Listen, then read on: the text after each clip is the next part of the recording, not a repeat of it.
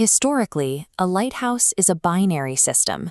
It exists to transmit a signal of danger, creating a boundary that ships must not cross.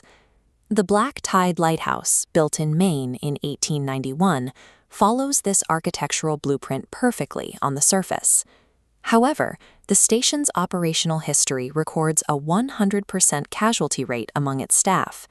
Since 1912, every keeper assigned to the tower has ended their shift through either total psychological collapse or suicide.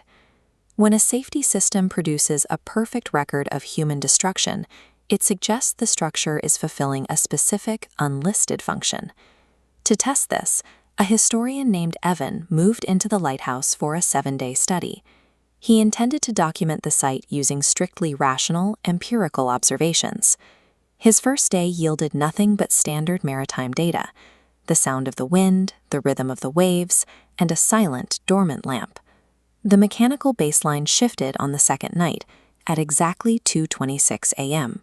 Without human input, the massive glass lens assembly began a slow, heavy rotation. Evan found the control panel was still switched to the off position. The lighthouse was generating its own power and kinetic movement. The observation was no longer academic. Evan was now a component inside a self-activating machine. Evan observed hundreds of faces surfacing in the black water, all oriented toward the tower. As a collective voice from the water demanded the light stay on, the floor of the high tower began to pool with seawater, despite being fully sealed against the outside elements. This diagram illustrates an architectural inversion. While standard lighthouses use light to repel, Black Tide appears to function as a vacuum, drawing the ocean's contents toward the lens. On the third night, the manifestations turned physical. Footsteps moved down the stairs toward Evan's room, and a voice at his bedside condemned him for letting the light die.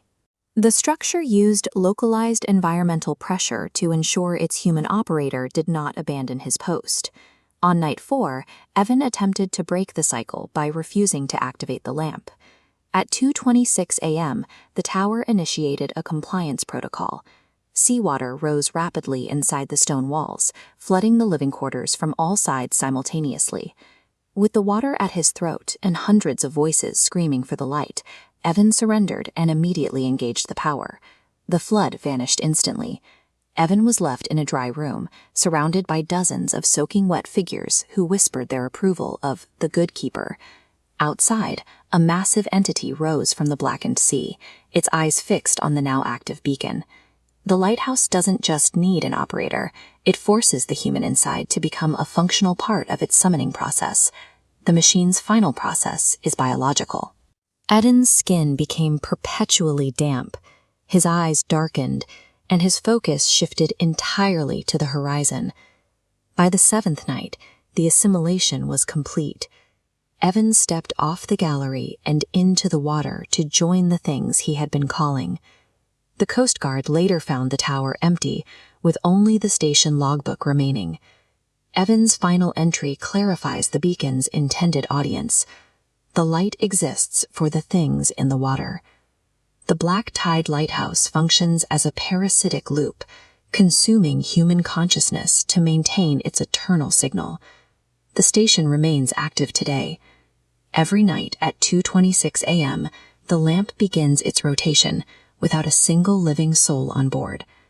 If you see an isolated light activating on its own along a dark coast, do not look for its source.